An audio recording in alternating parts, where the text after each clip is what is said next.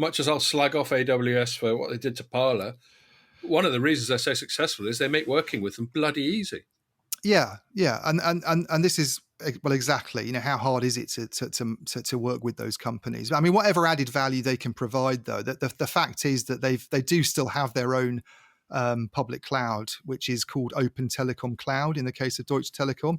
And if you look at, so I looked at some third-party data, and it's really damning in terms of, and this is a bigger issue. This isn't just T-Systems, but in terms of European companies trying to compete in that market, so the overall market share of European companies in Europe's market for cloud has gone down from 26% in early 2017 to 16% today.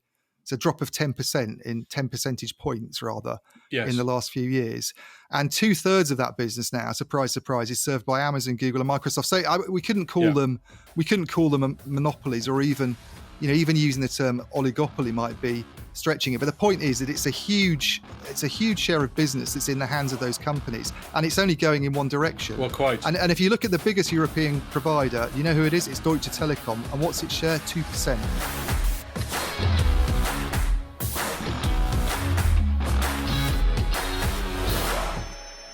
Hello and welcome to another Telecoms.com podcast. We're still remote. We don't know. Apparently it was going to be on Monday that Boris Johnson said, yes, this is how we're going to sort it all out. But he didn't. That's pretty good. That's better than your Xi Jinping. Xi Jinping, yeah. Yeah, we were discussing last night why it's imperative that Xi Jinping be cocky, weren't we?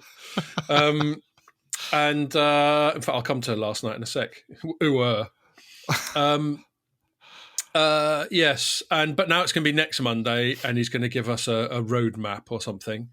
He's going, well, we'll let the young chaps go to school, and people reckon that pubs won't be open until like May or something. Is that what they're saying now? Yeah, well, I heard something that the pubs will be open, but they won't be able to serve any alcohol, which is a bit like opening a fish and chip shop and not serving any chips. Yes. Don't quite get the rationale. Fish. What the fuck else do you go to the pub for? I heard April, actually. Yeah, April, and then there was so bad, but April was talking about serving outside, and that's fine. I'll settle for that. I've got a coat. Well, especially as they're saying that there's another thing about beaches today, and everybody was congregating on the beaches last summer, and they had all these people go, oh no, it's disgraceful, they're all going to get coronavirus. And there's hardly any evidence at all that anybody's got it outside. It's all indoor stuff. It's mainly in hospitals, actually. You don't want to end up in hospital. You'll definitely get it then. Well, there we are, and that's often the way. There's actually a word I've forgotten, but when I was studying this stuff, there's a specific word for hospital-borne infections, which stands to reason, as it's by definition where you put loads of ill people. Anyway, and so talking about last night, yesterday evening, this is a bribe of the week that we haven't been able to talk about for a while, but yesterday evening we had a get-together with some of our telecoms journalist colleagues, such few as there are, and it was hosted by CC Group, PR agency, who Paul has been on the pod a few times, and Rich was way back. We did this was before your time, Ian, I think. We did a massive piss up one in the old office. Oh no, I was at the company, but I just missed it. I think I was away, I was on holiday or something. And Rich was on it, and Mary Clark was on it, and Tim Skinner was still here, and we just basically got completely battered in the studio. So that was quite fun. And so that was nice to catch up with Rich and Paul, and Anais was on it as well, which is nice because she'd blown us out a few times before. She'll thank me for saying that on the pod. No offence, Anais. And they shipped us some beers. So bribe of the week, a bunch of Beaver Towns. I'm trying to centre it. There we go. Cheers. Bunch of Beaver Towns. We've got the neck oil. We've got a neck oil, the Gamma Ray, the blood orange one, which doesn't... mercifully doesn't taste much of blood orange. That's the daddy Lupoloid, 6.7%. Damn. And you're going to have one of them. Explain to our American audience what Beavertown is. So it's a I guess you could call it a microbrewery in American parlance, but they specialize in American style pale ales. I think they're actually owned by Robert Plant from Led Zeppelin's son. I didn't know that. Yeah, that makes me like them even more. You know what I mean? Correct. And he sold 30% to Heineken for a lot of money, actually. Oh, wow. Okay. Fair enough. And yes, he's resisted calling them sort of, Stairway to Heaven or something like that, which would have been a bit lame, wouldn't it? It would, yeah. I wouldn't have liked it more then. No. But yeah, it's excellent pale ale. So thanks a lot, CC Group, for that. And I only put one in the fridge after the ones I drank last night. But here we go. Cheers, everyone. Cheers. Right, we better crack on because Pierre's got some grown-up stuff to do. So what are we going to chat about this week?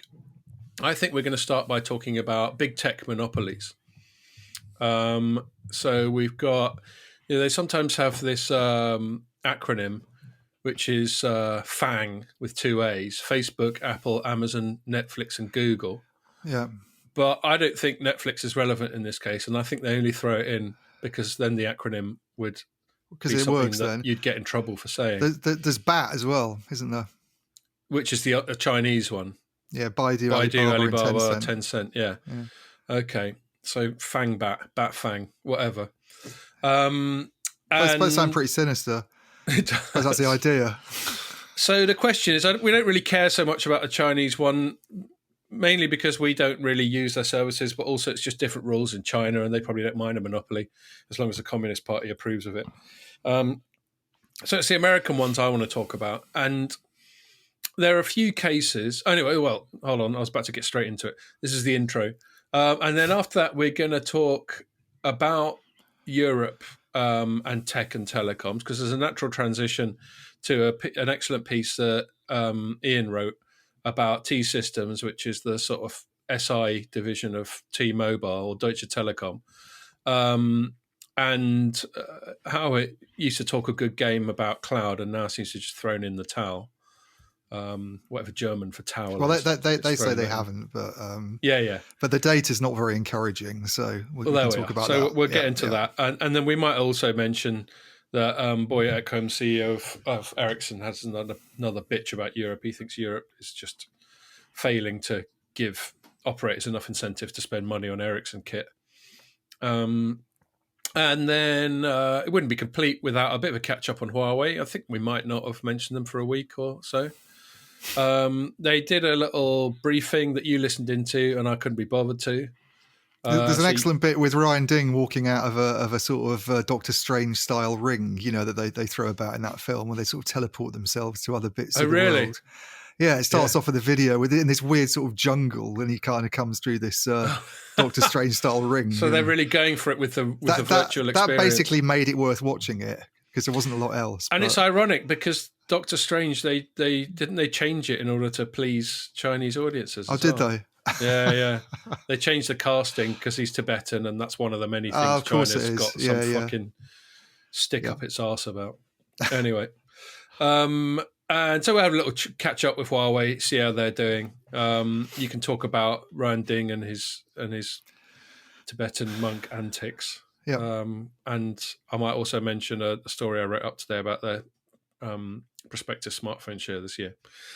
Okay. Oh, yes. And just to remind you that if you're watching this on the site or on YouTube or on Facebook, you can also listen to it on iTunes, SoundCloud, Spotify, and loads of other podcasting platforms. Right, monopolies. Let me just recap on some of the stuff I've written this week. I think the first sort of monopoly-ish thing I wrote this week was the headline, Pressure Mounts on Apple over its App Store policies. And this is actually a long-running dispute between Apple and largely a big games developer called Epic, which makes the game Fortnite, which anyone who's got teenage kids is presumably familiar with. Although I've got to say, Jack, my teenager sort of kind of grew out of it a couple of years ago. I think it's a mid-teen thing. What they got a problem with is that anything that you access through Apple's App Store, and this does also apply equally to Android, by the way. It's just that they're focusing on Apple, perhaps because Apple's more brand conscious or something like that. Anything that someone gets through an app on an iOS device, Apple not only gets 30% of what you paid for it, but it gets 30% of any other commercial interactions that happen. And so when you've got something like Fortnite, which presumably has its revenue stream through a sort of freemium model of you can access it for free, but you pay for sort of in-game virtual tat, or you pay for upgrades, or you pay for other sort of premium services. So they're sick of having to give Apple 30% of that as well. And the story this week was that they're taking it to Europe and calling on the European Commission to do something about it. And I think that's quite sensible, because European Commission, I'll slag off Europe and probably will again on this pod. But one thing they're pretty handy at is taking on US tech giants. They did it to Microsoft, they did it to Intel, they've done it to Google. And so if I was Apple, I'd be shitting myself a little bit. I wonder if they've done it very successfully, though, really. I mean, I know they've been willing to give out quite hefty fines, haven't they, to some of these companies. But the Microsoft one's interesting, because I remember when that happened, and it was sort of seen as the first big... I mean, I think it was before there were really any other tech giants at the time, apart from some of the cloud companies we talk about now, for instance, weren't really around when that all began. It was very much the sort of Windows era, wasn't it? Desktop software and everything. And and it was seen as the sort of the crippling of Microsoft, and compared to what happened to Standard Oil, I think, in the early 20th century. And yet, was Microsoft number one or two? There's number two, isn't it? It's just after Apple to sort of market capitalization. Yes, but there are a lot of nuances within that. Firstly, Microsoft now is very different from Microsoft then, and as we may well touch on when we talk about the cloudy stuff, they increasingly get their wedge from cloud as opposed to Office or Windows. But secondly, there were some effects. So yes, they didn't break them up. They didn't sort of fundamentally damage them. But things like... So one of the biggest problems people have with Microsoft, and this is very relevant to how tech monopolies manifest themselves in this segment that I want to talk about now, is because it had a monopoly on Windows, or certainly a monopoly on the operating system for PCs, and the Mac market share was probably single-figure % at the time,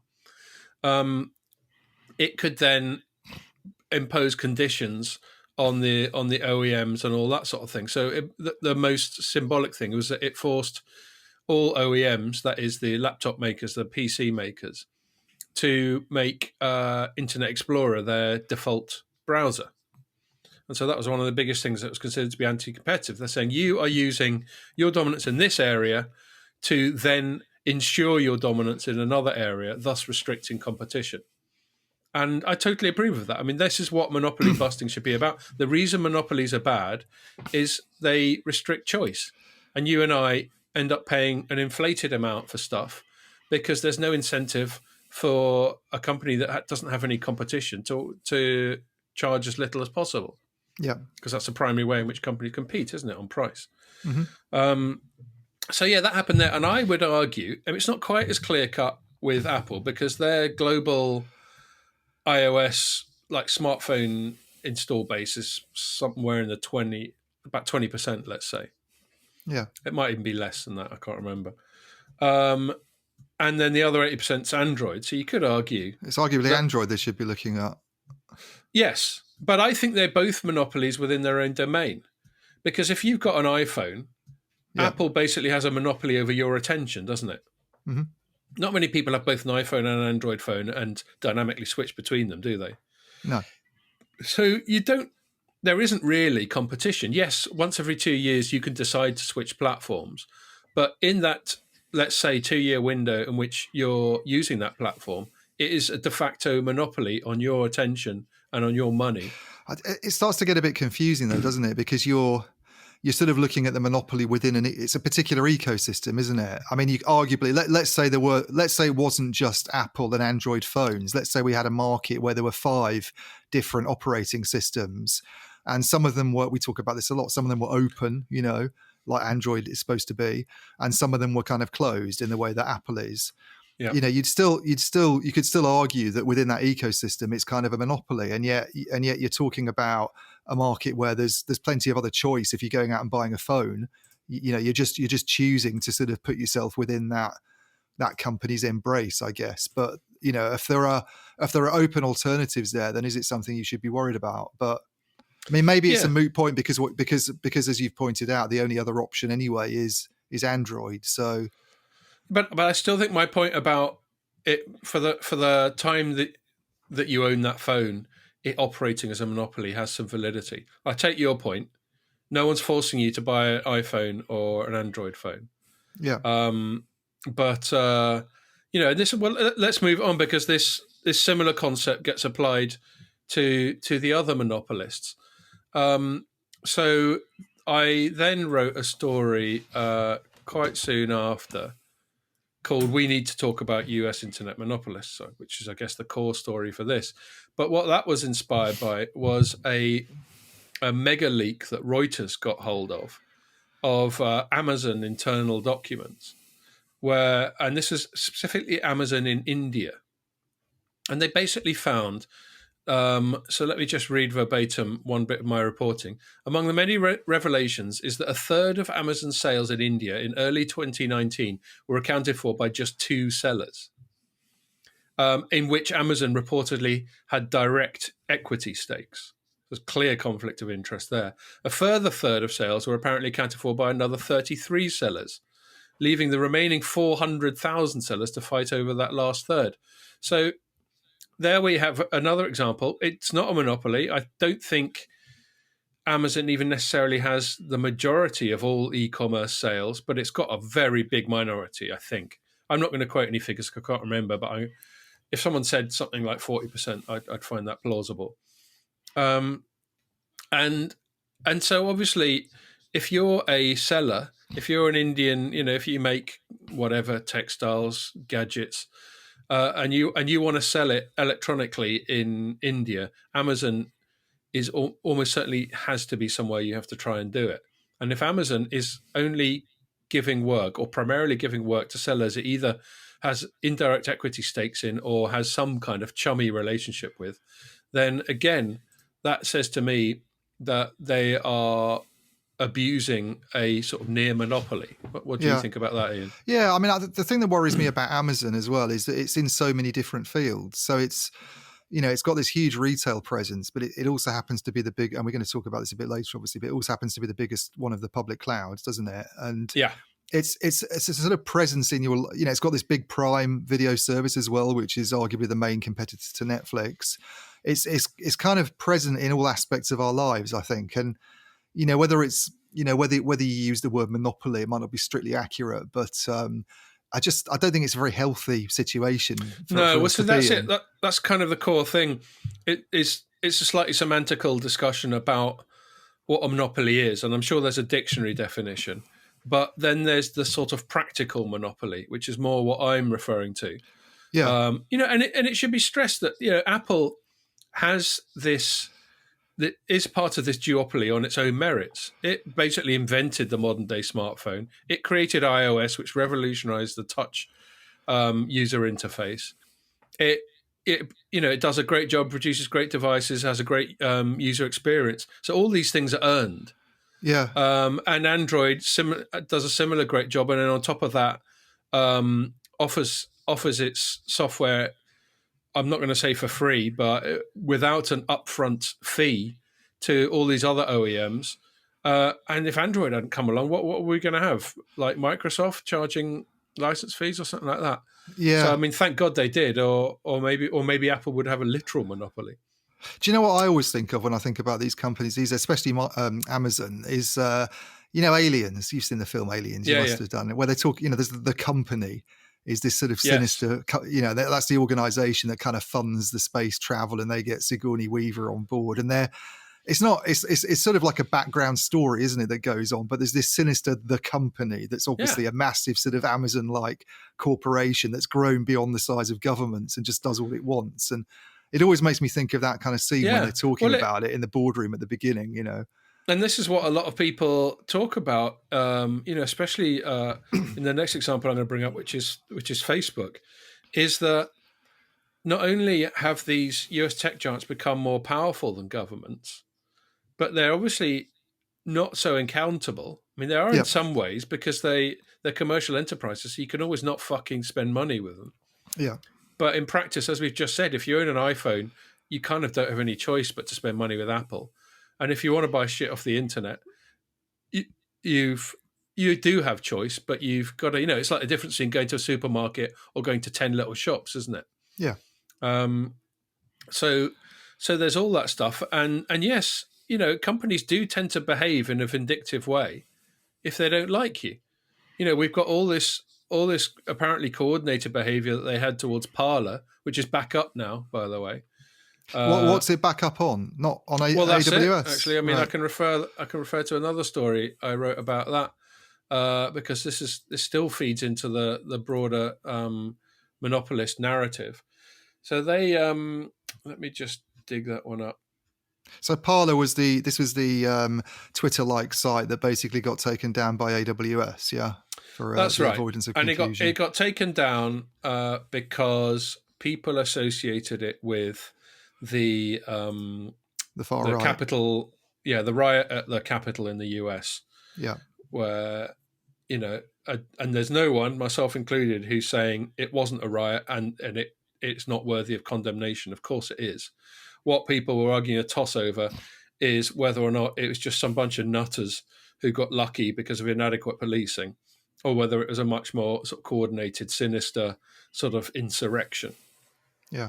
And I think as time goes on, there's more and more evidence to back my point of view rather than the other point of view. And then it all gets very messy and political. And, you know, the Democrats want to use it as an excuse to expand their power. And, you know, like with anything in the States, it all just becomes unseemly. But anyway, so Parler got scapegoated, and it was out of order because, as another thing that's turned out to be the case over time, is a lot more of what planning there was for this riot was done on Facebook than on Parler. But Facebook didn't get any aggro off the likes of AWS. I don't know if they use AWS. They probably largely use their own servers. But I bet they do use other cloud services somewhere. Yeah. And none of their cloud service providers seem to have said a thing. And so Parler's gone to, because one of the issues we talked about was that if it got kicked off AWS, it's going to have a reasonably limited choice of big suppliers, isn't it? So they've went and found some supplier called SkySilk. Right. And SkySilk, their CEO, a bloke called Kevin Matossian, that sounds a bit funny, isn't it? Just made a little statement about it. And his statement was all just like pro-free speech and, you know, we're doing this even though it'd probably be damaging to us because we think it's the right thing to do. And then you get people arguing a toss about whether, you know, it is free speech or not. And I get the usual lot of people doing ad hominems on me in the comments just because they don't like the slant I've taken on it. But, you know, for the record, my point is that free speech should be protected if at all possible. And furthermore, the only way I think someone like AWS should be legally allowed to unilaterally cut people off is if they can prove that these people have broken the law. And if Parler broke the law because it allowed speech that incited hatred or whatever stupid, vague criteria they put on, then so does Facebook, Twitter, and every other social media platform all the time. Mm-hmm. So it's the inconsistent application of the rules that bothers me, not that I desperately want sort of crazy flat earthers to be able to organize insurrections on a given platform. So anyways, good for SkySilk. We're definitely gone up in my estimations. Not that I'd ever heard of them before, I hasten to add. So yes, there's another bit of monopolist behavior. And then just one more sort of case in point that I want to bring up. And this came up within hours of me writing the We Need to Talk About Monopolists story. Which was Facebook in Australia. Now they've got a thing going on where for a while Australia said what we're going to do is we're going to insist that Facebook and Google have to pay news publishers when they publish their stuff.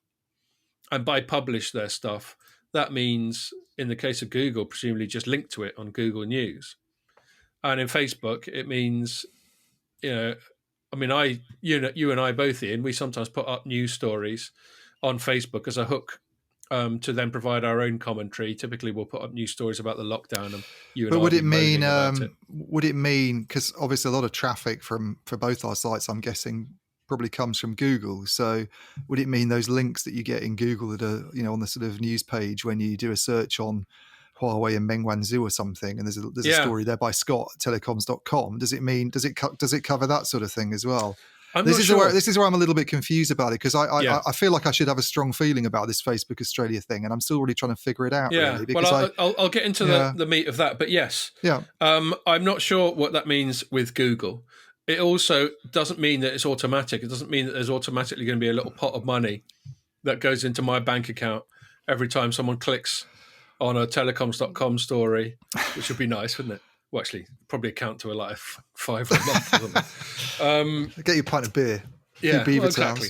It's better than a kick in the teeth, isn't it? Yeah.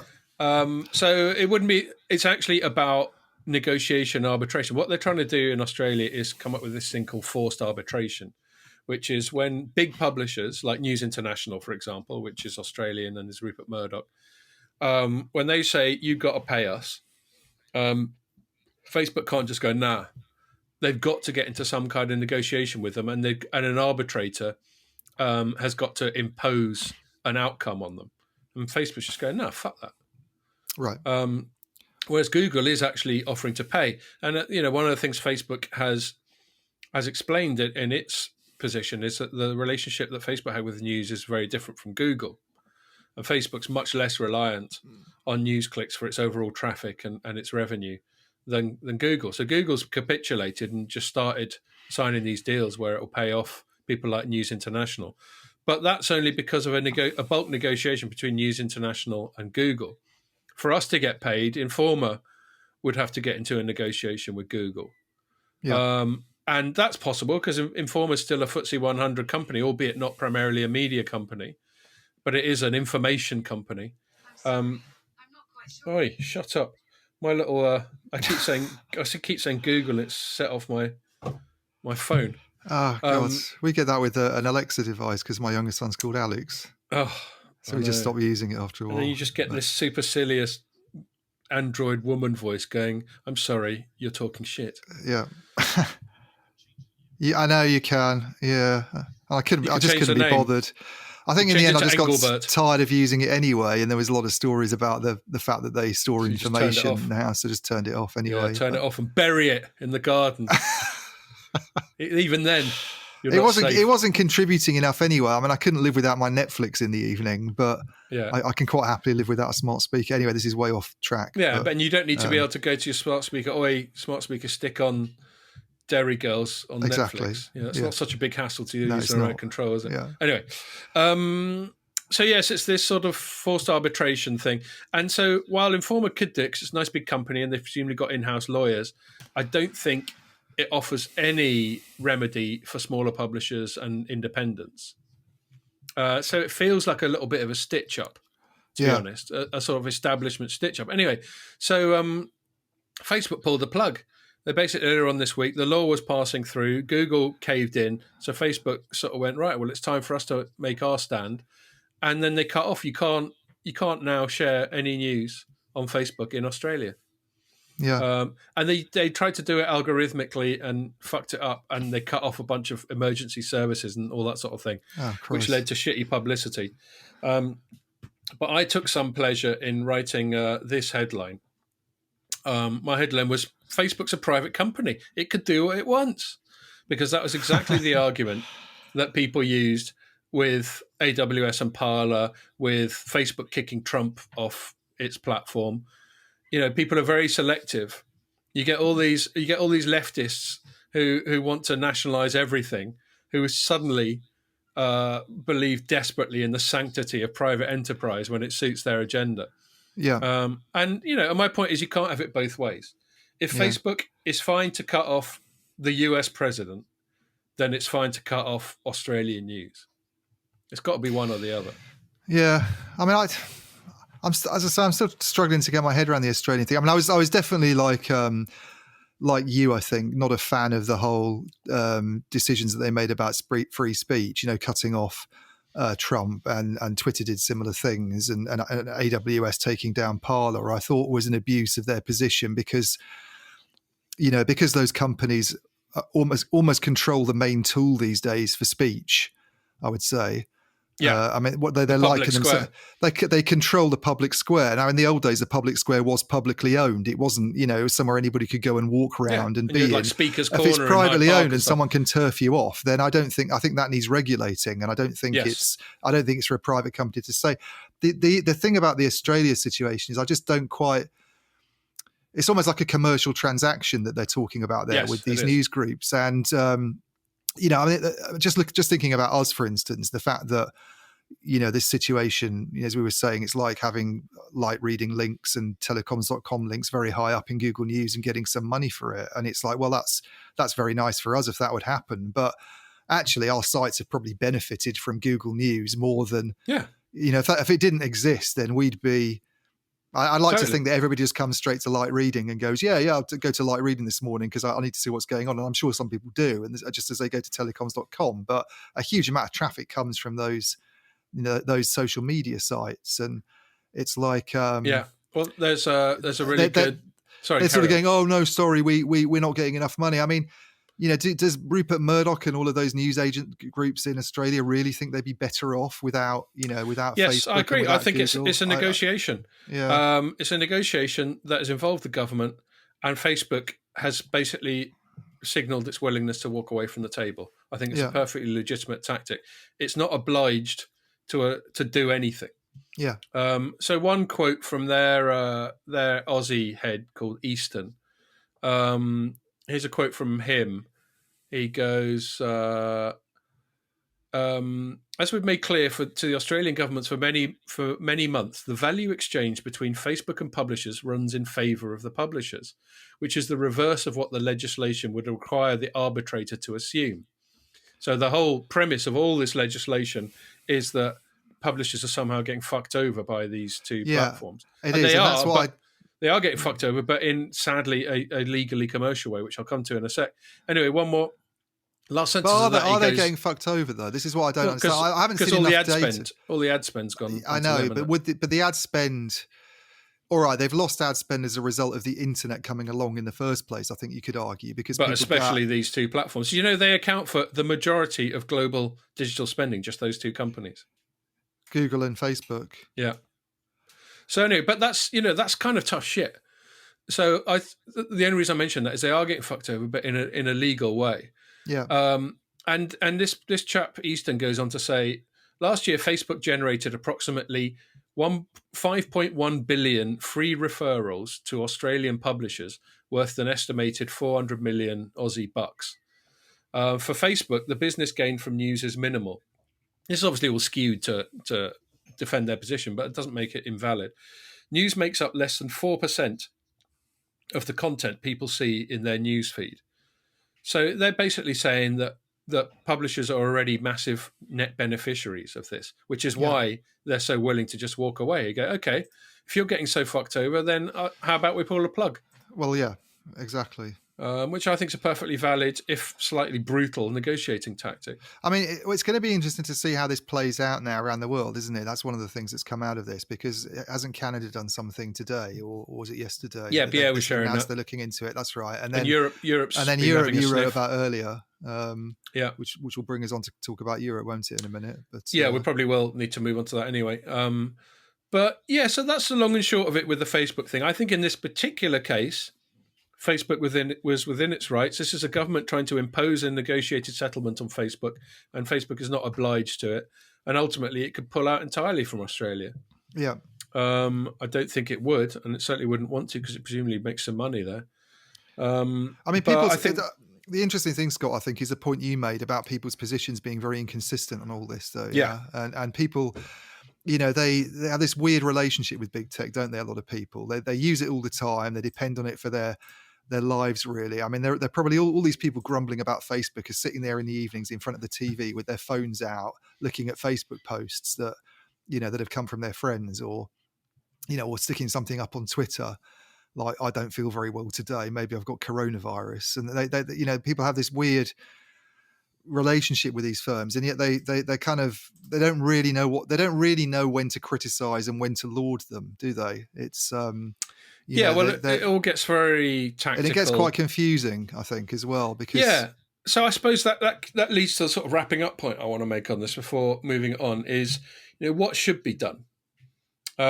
These companies have a hell of a lot of power. The social media companies have a hell of a lot of power over the public discussion. Amazon has a hell of a lot of power over e-commerce and cloud hosting. Google obviously has a hell of a lot of power over the flow of information and the cloud and mobile platforms and all that sort of thing. It's a real dilemma for someone like me who is a instinctively pro-free market, laissez-faire kind of person, because you do get to a limit. Now, I've never argued that we shouldn't have regulation, and I've often cited Adam Smith, who's the first person I can remember I'm aware of who made that point. Obviously, you have to have regulation because otherwise markets will tend towards monopolies and screwing over the consumer.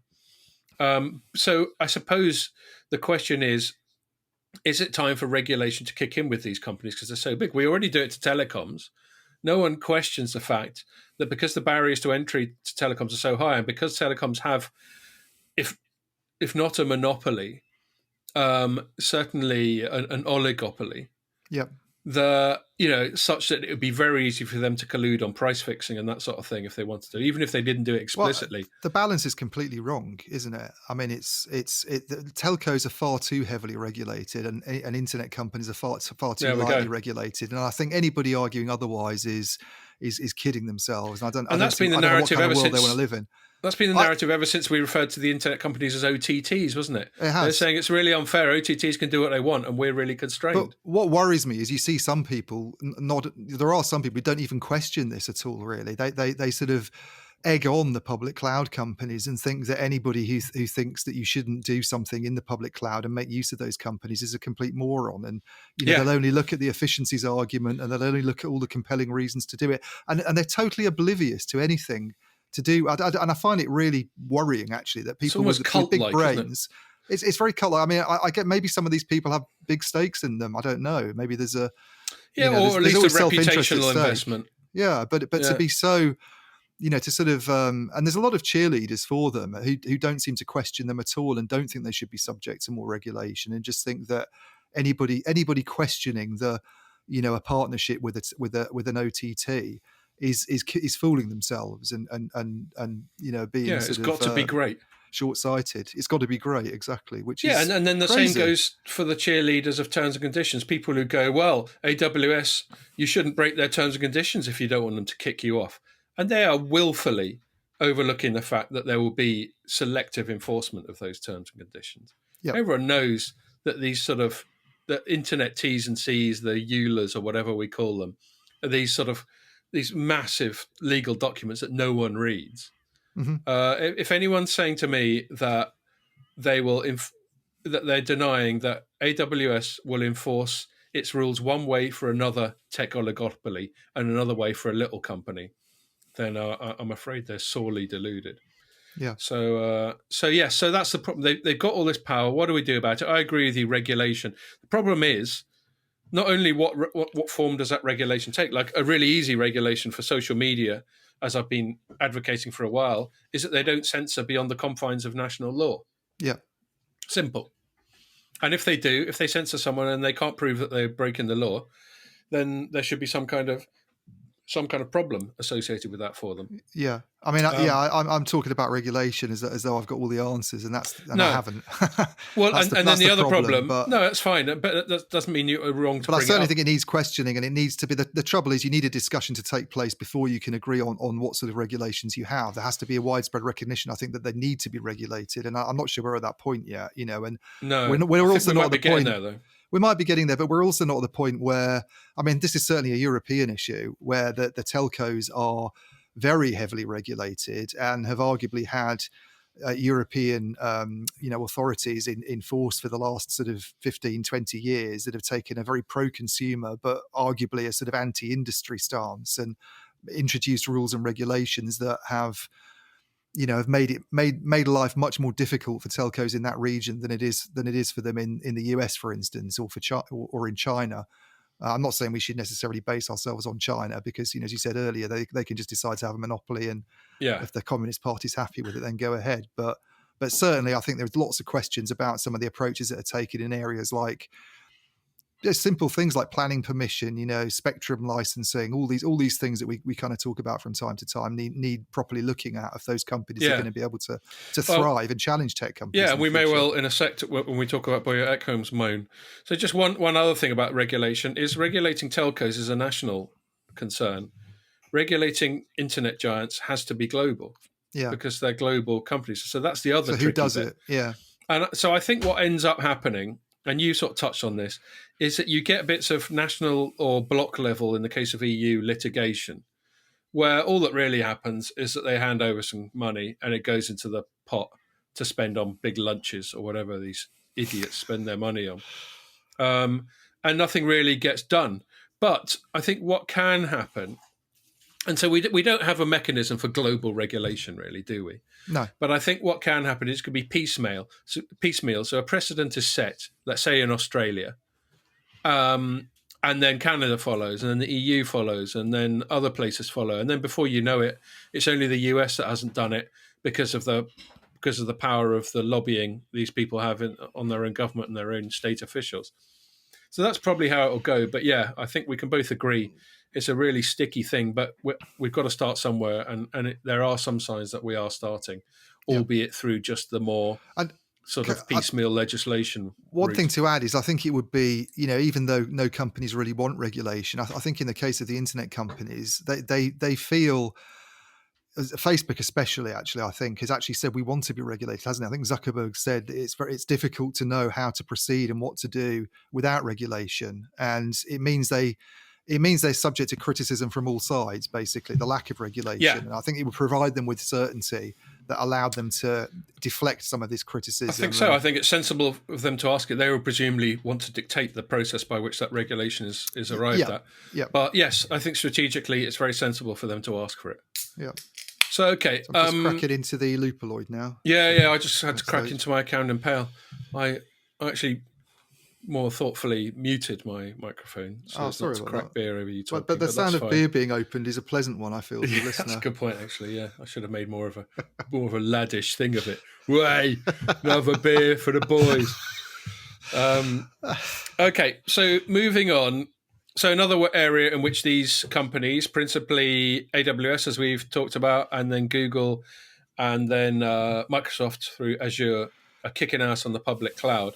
And you wrote a piece about T-Systems, which is the sort of IT system integrator arm of Deutsche Telekom. Yeah. Just looking at their performance in this area. So why don't you tell us about it? Yeah, I mean, I thought I'd have a look at them because I've written about them quite a bit in the past, and they had an event this week, a kind of cloud event in Germany, as I understand it. I'm not sure how online it was because obviously they kept spamming press releases from it. They asked me to listen into some of it, but I just picked up some of the main releases. But I thought it would be a good chance to kind of look at T-Systems and where it's at, because it's always the bit of Deutsche Telekom that never does very well. And just to be clear, Deutsche Telekom's had a really good last few years. It's arguably the big telco in Europe that's actually had a kind of bit of a success story, I would say. And a lot of that's to do with what it's done in the US, where it's got the controlling stake in T-Mobile US. It's managed to merge with Sprint there, and that's been a growth engine for the company. But if you look at their domestic unit, it's also had a very good performance in Germany recently. I think they've turned around some of the underperforming European units. So they're a hard company to criticize until you look at T-Systems. And I looked back at the performance of what's happened to them. You're back in 2012. I think they had about 50,000 employees and revenues. That's pretty big. Considerably higher than they are at the moment. It's really been a kind of long decline for them over the last 8 years. I mean, they've staff numbers are low, and they've tried to hide this to some extent, I feel, by internal restructuring, which has seen a lot of people go to the Germany business because they were more sort of involved in selling basic telecom services to businesses. So they seem to think it was made more sense for them to go to the Germany operating division. But if you look at what's happened to the Germany operating division, it's had a big drop-off in staff numbers as well. So you add the two together. I mean, do you know what their current headcount is? I'd have to go into the story itself, but I can let me pull it up because it shouldn't take very long. Yeah. Okay. And so, Yeah, and then the other thing you're presumably coming to is the reason. Well, for this decline. the reason. I mean, in fairness to them, one of the reasons that they've had this decline over the last few years is because they're in the same situation as some of the other European telcos that sell the sort of IT services that telecom providers always have, which is that a lot of that traditional business is just going away now, and there's not any of it left, and so they're trying to get into new business areas, but they aren't growing quickly enough. And why has that business gone away? It's because it's sort of on-premises stuff. It's the kind of stuff that companies are migrating away from. Yeah, right. It's legacy business that people don't have, and a lot of it's to do with going into the cloud. Essentially, I was going to say. So it's sort of local infrastructure versus cloud infrastructure. Yeah, I mean, all right. I've got the numbers here, so I can tell you about their headline figures. So they were back in 2012, they had about 52,000 people. And their annual revenues that year were about 10 billion euros. By September last year, they were down to 29,000 employees. Okay, some of them have gone to Germany. Yeah, some of them have gone to Germany, it's true. But even so, there's still a big decline, even accounting for that. And their annual revenues in 2019, they haven't reported full year 2020 yet, but they were down to 6.8 billion. So that's 3.2 billion less than they were in 2012. So they've just basically been shrinking, it seems, for a long time. And the big thing at the moment is the cloud. This is what they're trying to compete in. And it's unfair to say they're going head to head against the big public clouds. It's not as simple as that. There's different types of services and opportunities they can provide, and a bit like Orange has done, I think, and a bit like some of the other big European telcos have done. One thing they seem to be trying to do is position themselves as this multi-cloud facilitator, where they can form partnerships with AWS and Azure and Google Cloud, and sort of make it easier for customers to make use. But that, to me, is a bit of a cop out, isn't it? It's kind of like we haven't been able to. It might be a bit compete. Superfluous as well. Like it could be superfluous. Why do you need someone to manage your relationship with them? I mean, from what I gather, much as I'll slag off AWS for what they did to Parler, one of the reasons they're so successful is they make working with them bloody easy. Yeah, and this is exactly. How hard is it to work with those companies? I mean, whatever added value they can provide, though, the fact is that they do still have their own public cloud, which is called Open Telecom Cloud in the case of Deutsche Telekom. And if you I looked at some third-party data, and it's really damning in terms of, and this is a bigger issue. This isn't just T-Systems, but in terms of European companies trying to compete in that market, so the overall market share of European companies in Europe's market for cloud has gone down from 26% in early 2017 to 16% today. It's a drop of 10% in 10 percentage points, rather, in the last few years. And 2/3 of that business now, surprise, surprise, is served by Amazon, Google, and Microsoft. So we couldn't call them monopolies, or even using the term oligopoly might be stretching it. But the point is that it's a huge share of business that's in the hands of those companies, and it's only going in one direction. Well, quite. And if you look at the biggest European provider, you know who it is? It's Deutsche Telekom. And what's its share? 2% of that cloud services market. So when do we call it an oligopoly? When the three of them have 3/4 of it? Well, exactly. I mean, and again, it's choice. But, I had this when I was arguing the toss with some people when I was slagging off AWS. I think, I remember it was last year. Do you remember when I wrote that bit about GIFGAF selling their soul to AWS? And loads of people in the forums were saying that I didn't know what the fuck I was talking about with respect to the public cloud. And then they all went quiet when the Parler stuff was happening. And the thing is, of course, if you don't like how things are going with AWS, you can switch to Google. But as we've said loads of times on this pod before, when you go all in and you get them to be the custodians of your whole infrastructure, it's not that straightforward to just switch. No. I mean, it took Parler a month, and they're not even that big. Well, I think the other thing is it's just becoming increasingly impossible for other companies to compete because of the nature of that market and the kind of scale effects that you get. It's pricing wise, it's just almost impossible. I mean, we should emphasize that T-Systems is loss making. They provide a lot of numbers that say this has been adjusted, and you get all these adjusted EBITDA figures. But if you just look at basic operating loss, they're still loss making and have been for about 8 years. And they're 8 fairly years. small operating losses, but they're still loss-making. God, so they've been downsizing and they still haven't downsized enough. And they're still loss-making. And here's an interesting thing. So this company whose data I looked at, called Synergy Research, had a really interesting quote, I thought, from the guy who put together the blog and the data about this drop-off in European share. He was talking about European providers and what they can possibly do to try and compete. And he's like, well, they can sort of focus on niche opportunities perhaps and try and do some of this cloud of cloud stuffs even. And he said, their efforts are laudable, but the trouble is that this is a bit like King Canute attempting to stop an incoming tide. Right. European firms are facing a huge challenge if they want to break out of their niche-like positions. The revenue growth opportunities are massive, but so too is the funding and willpower required to tap into those opportunities. Yes. And clearly they just don't have the muscle that an AWS or an Azure or a Google Cloud's got. You look at the spending power of those organizations, and there's no way that T-Systems can possibly compete. And they've got that American sort of customer centricity. I don't think Europe's that good at that.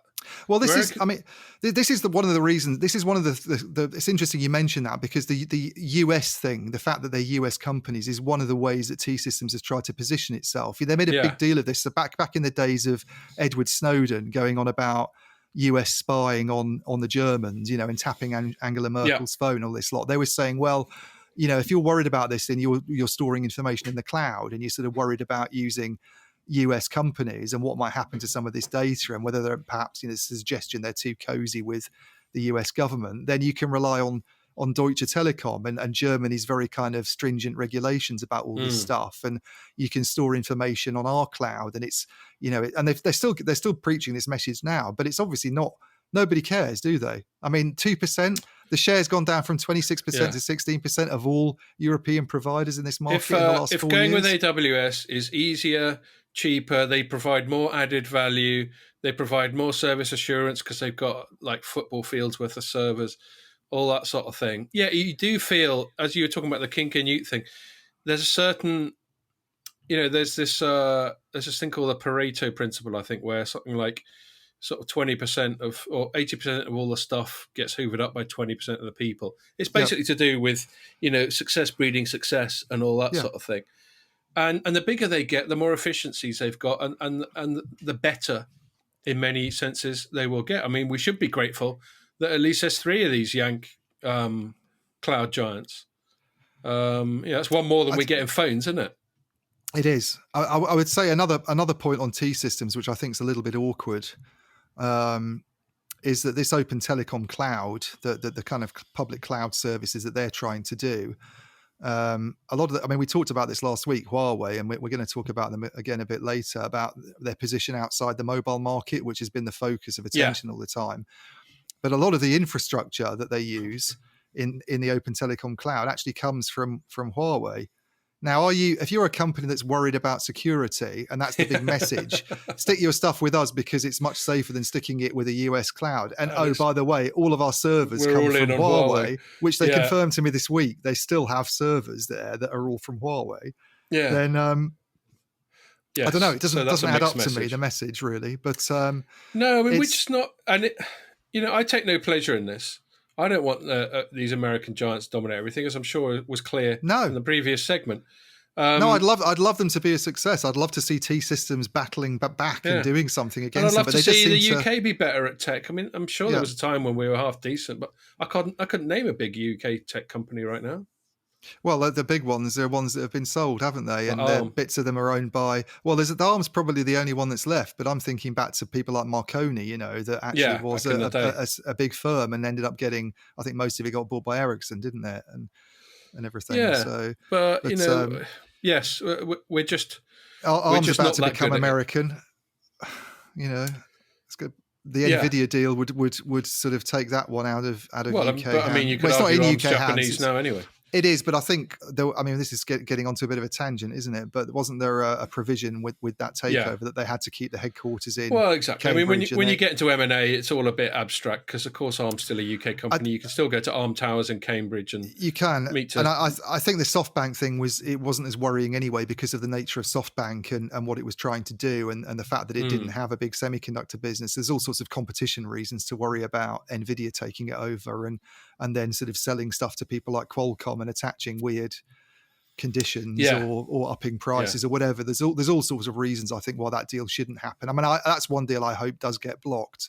I think it would be a silly thing for regulators to sign off on. But I think so. I think there was talk ages ago of I remember reporting on rumours of Apple buying Arm.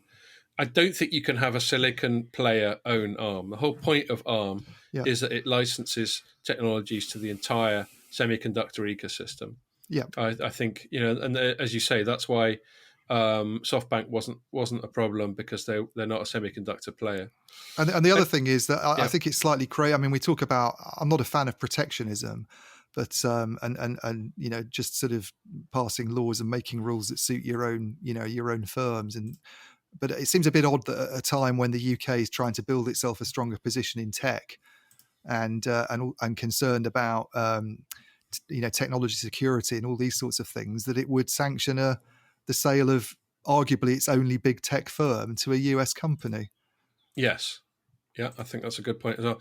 And just one point, I'm going to make it quite quickly because we're running out of time. But on the subject of Europe being a bit shit, our most read story this week was just me journalising something from the FT about Ericsson CEO Börje Ekholm talking about Europe being a big shit at telecoms.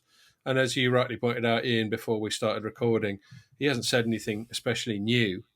But I still think it's noteworthy that got all the reads because people still are interested to hear him say it. And he's about the only person that I'm aware of that is publicly saying it. Now, again, his vested interest is clear, just as his vested interest is clear when he counterintuitively defends Huawei. And in this case, he's frustrated that things like burdensome regulation, delayed spectrum auctions, blocking of telecoms M&A all mean that he reckons that collectively European telecoms have got less money to spend on Ericsson shit. Yeah. So fair enough. But again, that doesn't mean he's wrong. No, it doesn't mean he's wrong. I noticed there was an interesting comment in the FT interview about not funding startups, and it was obviously a reference to some of this stuff that's going on in Open RAN at the moment. Yeah. The FT authors, I think, were people who, if it had been, there's a guy called Nick Files who tends to do most of the telecom stuff, who would have been aware of that, I think. And I'm guessing the people who did write that story didn't pick up on it. But it's interesting because they had sort of grumbled about that a little bit in a slightly oblique way when they reported earnings. But and they're basically going, hold on a sec. Suddenly we're getting public money chucked to Open RAN. Yeah, nearly all of the vendors of which are non-European. Exactly. What the fuck? Exactly. You can understand why they'd be a bit miffed about this sort of thing. But I think his points are really interesting and reasonable. I think he makes a lot of valid. The whole 5G issue and the fact that you only have to look at Ericsson's earnings to see where all the growth is coming for them in terms of 5G investment. It's all China or the US, and they're doing well in Europe only because they're managing to grow their market share. It's not because that market's growing at all, and it's not growing because spectrum auctions aren't happening. Companies are having to, put spending plans on hold, and governments just aren't making it any easier for their operators, I don't think, during the pandemic. And they're in a much healthier position, let's be honest, than other companies. But it's still, it would still be nice to see, I think, a bit more support for the sector.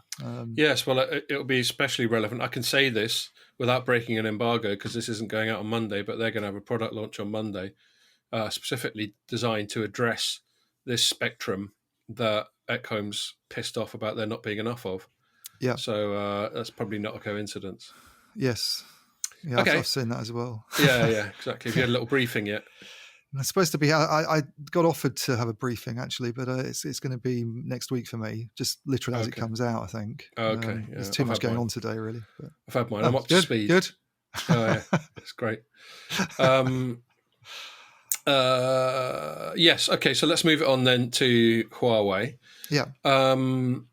I wrote a little thing today, but it was you that flagged it up when we were working out what we're going to talk about. So I'll let you kick off. what you've got to say. Your thing's relevant on the smartphone side. I mean, they've got their event happening in Shanghai this week. It's MWC Shanghai, isn't it? Yeah, It should be happening which is in all June, virtual except for Chinese people, basically. Right, I didn't even know it was all virtual except for Chinese people. I didn't know how physical it was, actually, the MWC Yeah, Shanghai I think there's going to be Chinese people turning up. Right. I mean, you'd expect it to be mainly Chinese anyway. I think it depends entirely. I'm not up to speed with what the rules are in China regarding social distancing and that kind of shit. But I'm not either. But if they're allowing it, then they'll presumably just do whatever the local rules allow. I mean, they basically swapped places, haven't they, with Barcelona, which is a bigger, more international show, but they couldn't do it at the moment because of COVID, obviously. So they've sort of swapped positions in the calendar. Yeah, and they did their little pre-briefing that they always do for analysts and journalists, but obviously it's all online. Yeah, and I didn't bother to dial in, but you did. I did, and it wasn't. I have to be honest, it wasn't super interesting. I mean, I think Huawei became a much more interesting company last year when Trump was in power and they were kind of under the cosh. Everything's boring now. Trump's gone. It is boring, but they were really frank about some of the issues they faced. I seem to remember being on a lot of press calls where they're a bit overly dramatic, perhaps, but they talked quite openly about survival challenges. I take your point. Yeah, they were sort of rolling their sleeves up and all this sort of not being able to. I mean, just to be clear, what's basically happened on the sanctions side is that the Trump administration made it a lot harder for Huawei to get access to components that are based on US technology. And as a result of that, they can't use some of the the big suppliers they've used in the past, including giants like TSMC, which is a big kind of foundry. Yeah. And they sort of talked about having to find a solution to this last year, and a lot of analysts at the time were coming out with data saying it's really going to hurt them in next year in 2021. They're going to run out of chips. They're going to have to fall back on lower cost components, and it's going to affect them. Basically make shit of phones. Yeah. Now the phones thing's interesting because I think the signs of it on the phone side have been very visible, and you can talk about this in a minute. You can talk about, but on the network side, it's not really been. It doesn't really seem to have been an issue, and we've not heard a lot about what they're doing. This is what I'm interested. Because they don't need the latest manufacturing processes. You don't need a 5 nanometer networking chip, do you? Well, as I understand it, they have a problem on the network side as well. I talked to some chip analysts when all this was going on, and the state of the art, massive MIMO radios, all the kind of really, a lot of the sophisticated network equipment that they're using it relies on being able to get access to some of this, some of these components. So it's a similar. Now maybe it's not as problematic, but there was certainly analysts saying that the supply crunch would affect them on the network side as well. It wasn't just a smartphones issue. And yet their network side seems to have held up fairly well. You don't hear a lot of concern, and questions that they've been asked about this, they just haven't answered. I mean, you probably saw the transcript as well of that interview that Ren did. I think we talked about it last week with various press. And he got asked about this a couple of times. What are you going to do as an alternative to TSMC? And just didn't answer the question. No. He just sort of... because even SMIC has been affected by them. He just dodged the question completely and whittled on about other stuff. And so it's still a bit of a mystery as to what happens. I mean, this was used as a justification, we should point out, in the UK for part of the justification for banning Huawei in the 5G market was that be assured of they could be assured of security of where the chips were coming from and whether they'd be able to kind of carry on providing state-of-the-art equipment. Yeah. So and it's interesting. You look at what's happened in Europe, and we've talked about this a lot, the pressure they're under and the fact that we both sense a change of sentiment towards them, and companies are sort of shifting to Ericsson and Nokia. But at the moment, it's still a relatively small number of operators that have done that, and some of them are really sticking by them. The German government has resisted all of these sort of political entreaties. Presumably thanks in no small part to lobbying from DT. Exactly, and it's not just DT. I mean, I looked at some of the data from Strand Consult, which we cite a lot, I think, on this sort of thing. But it's, I think half the RAN equipment in Germany comes from Huawei, so they're heavily dependent for their, not just the DT network, the other mobile networks on Huawei, and it would half the whole country. Yep, half the radio equipment, according to Strand Consult's data, is from Huawei. Didn't Ding say something about them having half of the world's? Well, this is the other thing, I mean, we look at the results, and they're doing, one of the reasons they've done so well on the network side clearly is because they're they have the Chinese market. When you have a market that's built 700,000 5G base stations last year, which was cited in Ding's presentation, then any pain that you feel anywhere else becomes quite tolerable. And you look at Europe as a whole, I think doesn't have that many mobile sites. I think it's about 500,000 across the whole region. So it's just such a massive amount of business they can pick up in their domestic market. And if nobody else really, apart from ZTE, has a big look in there. Nokia's not relevant at all these days in the 5G radio access network market, and Ericsson's got a really small share, so they can always count on that for doing quite well. But even in Europe, I just feel that there's not been as much of this is probably coming, but there's not been as much of a drop off in business, I think, as might have happened. When we were talking about this last year, I think I was sensing it might fall away more quickly, and that maybe Germany would turn around and go, well, actually, we need to sort of follow the UK's example. And France has done this to some extent. I think they're saying they're not going to renew Huawei's mobile licenses, but a lot of businesses stayed with them. And you don't see some of these operators, if there is a worry about components and where they're going to come from in future, the operators are not showing it. There's no signs that they're really, really worried that all of us. Well, otherwise, surely Deutsche Telekom would be saying, well, hang on a minute, if we can't be sure that we can get top-notch 5G equipment in the future to upgrade our network, then maybe it's time to start thinking about someone other than Huawei. And I talked to KPN is a really interesting one actually in the Netherlands, because they actually did a really counterintuitive thing and went from using Ericsson as a 4G supplier to selecting Huawei, while a lot of companies were going the other way. They actually moved towards Huawei. And I had a chance to speak with their CTO this week and said, asked him about this. And, and he just basically said they came out better in all the kind of, specs that we looked at. And also, I asked him about the supply issue. Aren't you worried about what could happen? He said, well, we look at it and we keep an eye on it. And at the moment, it seems they can still supply a lot of stuff that operators actually need. So I don't know where they're getting it from, but part of that might be down to the chip stockpiling we spoke about last week as well. This is true, but it's presumably only going to last a certain amount of time. It's got to be finite. It's got to be finite. So can they find alternatives, or can they find a solution in the amount of can they find something before those supplies run out? Basically, I guess. And at that point, how damaging is it really for them? Yes, it's a good question. And, if you're making the normal kind of business calculations and risk assessments, security of supply from Huawei, regardless of anything you think about American allegations about the Communist Party spying on everyone the whole time, security of supply has now got to be a very real concern. Yeah. So we'll see. And so this is applying on the smartphone side as well, the thing I wrote up.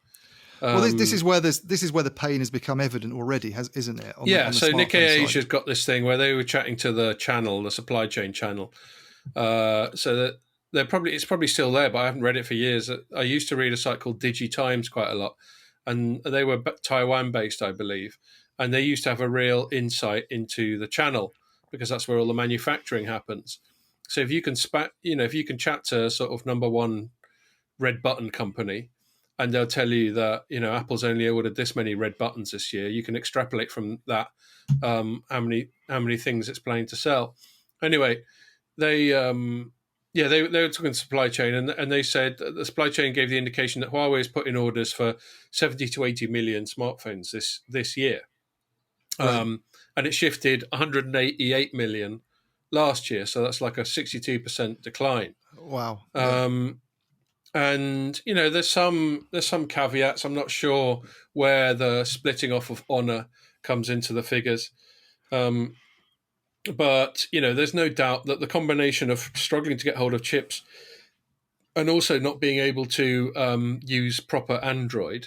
Why the hell would you buy a Huawei phone that's both got an inferior processor and a shitter operating system? You just wouldn't, unless it was at the lower price tier and you're within China, where most Google mobile products are probably banned anyway. Yeah. So if they even manage to shift 70 or 80 million, that's not a bad effort. And we'd have to assume that's mainly lower tiers in China. And, I'm not accusing Huawei of anything explicitly, but they've got that rich Chinese tradition of being a bit opaque about their numbers. So, who knows if they come out and say we've sold 100 million, who knows whether that's bullshit or not. Yeah. So Yes, so that's a very real problem, and actually, I've got to give a shout out before I forget to our colleague Wei, not just because he's Chinese, I hasten to add, but because he wrote an excellent deep dive into analysing the sort of trade war dynamic between the US and China now that Trump's no longer in power and now that Biden's in power. So that was a 4-piece thing that we put up Monday to Thursday this week. So anyone who's listening who wants a real sort of top level economist style briefing on the factors affecting that dynamic and the likelihood of things changing under Biden, I recommend reading that. But without meaning to steal Wei's thunder, long and short of it is, if there is a change, it's not going to be massive and it's not going to be soon, because all the momentum is in favour of a frosty relationship there. Yeah, which probably means, and they're not expecting it either. I mean, if he was being honest, then Ren was sort of talking about chances of coming off the entity list in his interview and said we're just not planning for that at all. We don't expect it to happen now. He might have said that anyway, but which is totally realistic of him. Yeah, but you do sort of start to think what's in.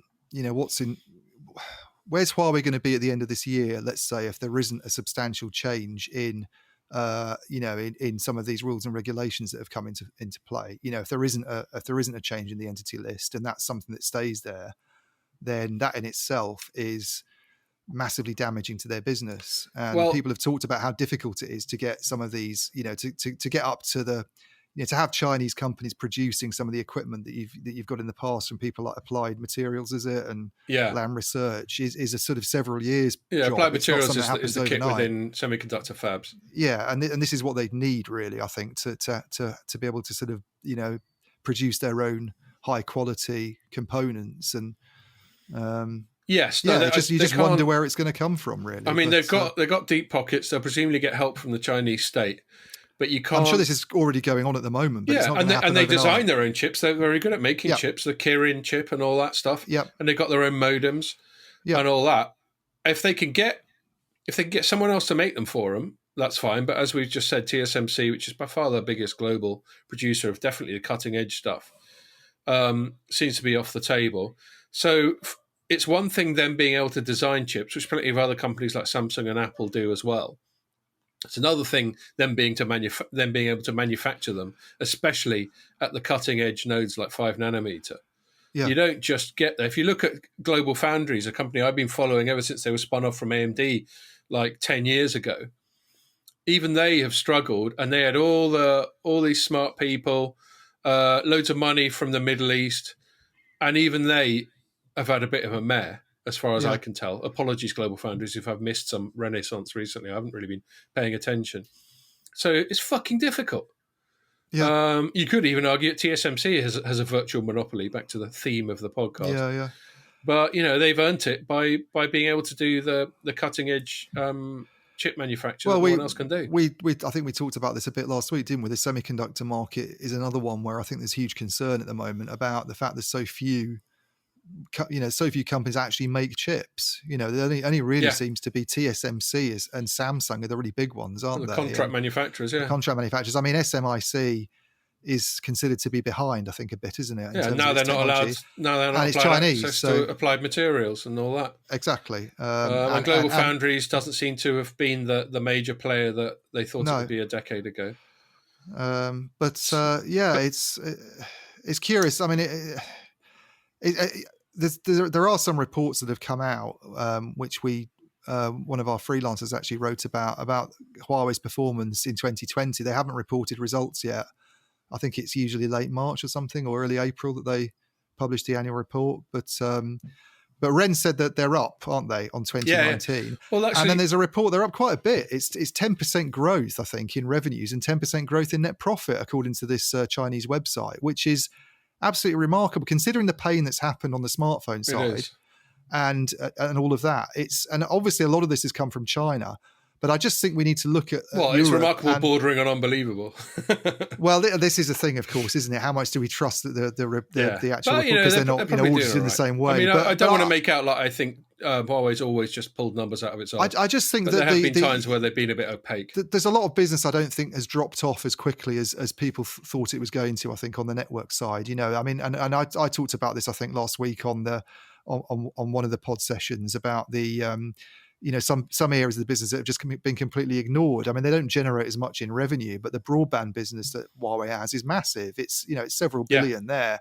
And there's not been any pushback really there at all around the world, except in the UK. That's the only one that said. And I would have thought that area would be where the chip thing is least sensitive, because I'm sure they can use. Yeah, I don't think there's a chip issue there actually. Yeah. But the point is it's an area where they can carry on competing at the moment. And as we said last week, it's an area where governments haven't decided to focus on. They haven't woken up to it. Yeah.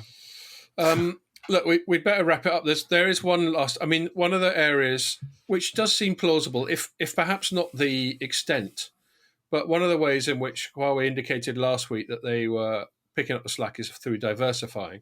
What I find a bit implausible is the speed and breadth of that diversification. I don't find it implausible that Huawei can diversify quite effectively, especially given the duress it's under. And just to wrap up, there was one in the final paragraph of the smartphone Huawei story I wrote today. I saw an article on the BBC where they were reporting, the BBC headline was, Huawei turns to pig farming as smartphone sales fall. Yeah, I saw that. It's a good headline. It was a great brilliant headline. And they got a picture of some Chinese woman feeding a bunch of little piglets. Anyway, obviously Huawei's not just suddenly decided to get into farming, literally. Although apparently half the world's farmed pigs are in China. And, right. I like a bit of char siu. I can see why they're into their pigs, though. Yeah. But this is IoT pigs we're talking about here. Connected pigs. And so it's basically, agricultural IoT. Yeah. And agricultural AI and just bringing IT to agriculture in ways, I wouldn't know. Which is a niche business, to be honest. Let's be, I mean, it's... Well, but there's a lot of pig farms. I mean, I don't know what kind of margin you can get. But I suppose the thing about China that's interesting, and this is a whole other topic of conversation, which we don't have time for now, but it's like if you look at NB-IoT take-up, the technology that's used in the IoT and where it's really taken off, it's apparently China. That's where all the modules are, and that's where all the deployments are, because the government, because it's largely a Huawei-backed technology. It was Huawei and Ericsson, the two big vendors that were behind that. The government's basically said to companies, you have to use NB-IoT. I see. I didn't know you have to make use of IoT. Yeah, I remember asking Scott Petty at Vodafone about this. One of the reasons why, because they like a bit of NB-IoT, don't they? They do, and NB-IoT has been a bit of a disappointment, I think, around the world. It's just not taken off as quickly as people were hoping. There's hardly any of it really. There's all sorts of reasons for this, but there's not a lot of commercial deployments, and a lot of the business is in China. And I remember asking Scott Petty about it. And he said, "Well, look, things are just different in China. They can just guide people towards a technology, and if authorities are saying companies need to get behind this and have IoT deployments where these chips are used and rolled out, then they'll do it. They won't think about, is it in our business interests? Is it is it too expensive? They just go and do it." So I know it's a fascinating thing when you're comparing China with, let's say, the US, and the US in terms of its sort of social side of things is such a car crash. Yeah, everyone fighting each other all the time, riots, mess. Their political system seems to be broken. And then China must be thinking, well, it turns out having an unaccountable autocracy isn't so bad after all. Yeah. But one of the reasons they've historically always been like that, to generalize massively about 1.3 billion people or whatever, is apparently that your average Chinese person is a bit more relaxed about civil liberties. As long as they get to do their thing roughly, they're prepared. It's the classic trade-off between security and freedom. And it seems like, on average, Chinese people are more reconciled to giving up a bit of freedom in the name of a bit more stability and security. I couldn't, but then I'm English. Well, I think we've got too little freedom as it is in England. Well, it's sort of, maybe there's some Stockholm syndrome going on there. They've been captives for so bloody long that could be. But then where does Stockholm syndrome stop and just culture start? Yeah. if you're happy with it, then who are we to criticise it? I just couldn't do it myself. That's all. No, they've never had an experience of democracy, though, have they? Really, in China, I don't think it's ever really existed. I don't think so. I don't think so. Again, we'd have to check with Wei, but Wei's not a particularly big fan of their ruling class. No, he's not. And I think everybody was hopeful back in the 80s, with the whole Tiananmen Square stuff going on, that maybe it was the sort of birth of Chinese democracy. Yeah. And it's, it looks like they're less likely than ever now, I would say. But yes.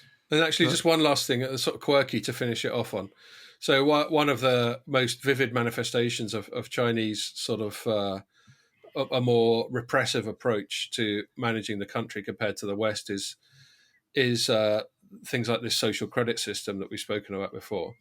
And that relies quite a lot on facial recognition, which is incidentally something Huawei's got some dodgy press on in the past when it was their technology was thought to be used in terms of how China handles this minority Uyghur Muslim population, Xinjiang. But I'm not going to get into that. I will note that part of the IoT pig thing is apparently facial recognition. So, I suppose it stands to reason that pigs have different faces. And I suppose if you're a pig farmer, you might be able to go, oh, yeah, that's Dave and that's Betty, the pig.